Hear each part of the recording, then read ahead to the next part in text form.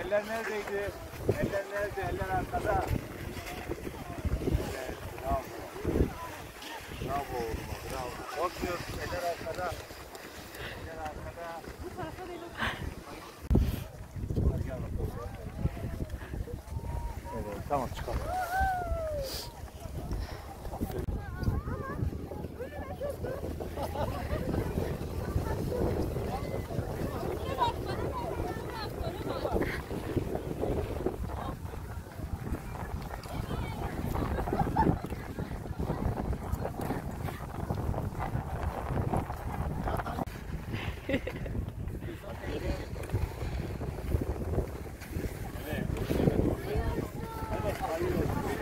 Evet, devam ediyoruz.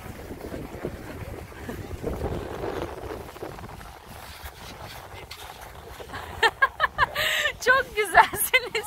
Çok hoşuna gidiyor.